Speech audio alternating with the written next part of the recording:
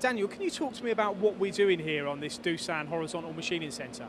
Yeah, we're taking a aggressive tie milling cut as a demonstration of the ability of both the tool holder and the machine. An aggressive tie milling cut sounds like a Far Eastern boxing match. What are you actually doing? What depths of cut are you doing? What is the process? So the process is titanium 6.4mm annealed, so standard aerospace titanium, and we are taking a 2x D cut with a 25mm cutter, and it's a full slot cut. So what are we actually trying to show people here, Daniel? What do you want them to go away, taking away from this demonstration? So what we'd like people to take away from this demonstration is the ability of the tool to prevent any kind of pull-out or rotation in cut. So you're going away with that process security of the tool. And also with the machine as well, we're trying to show people the ability of a 3-axis machine and the strength of a 3-axis machine with a 4-axis table on it, or a 4+1 axis on it, or even a 5-axis machine table on there. Talking about the machine, it's a Doosan Horizontal Machining Centre.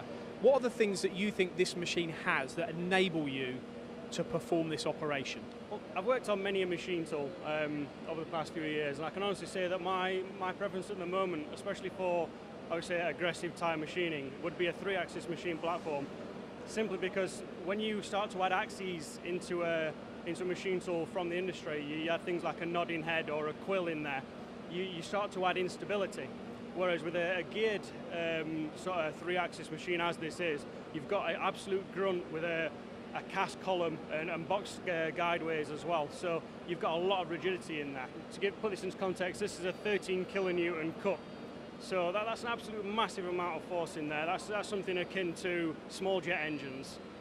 And what's the power of the spindle? What speed are you running the spindle at, and what power are you pulling? So we're actually running at 446 RPM, and the power is 42 kilowatts. So it's at that speed, you're pulling that power. At that speed, but you'll be able to see from the cut when we actually take it. It's absolutely silent.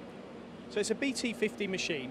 What's the representation of this to the automotive industry? With this being an automotive event, or is it not? Is it just really to show the capability? For me, it's a good all-rounder machine. Whether you've got some steel in there or you've got titanium, I would always want something.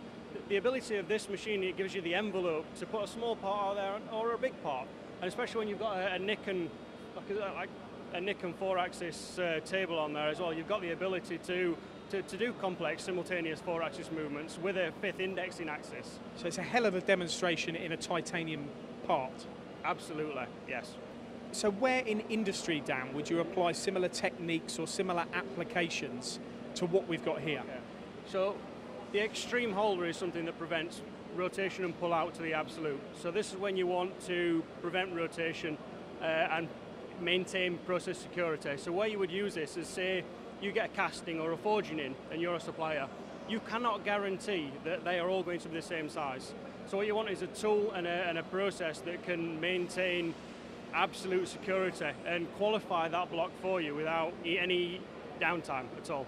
And you need to have confidence in the machine tool to do that, don't you? Would you say you have that here as a result of this Doosan HMC?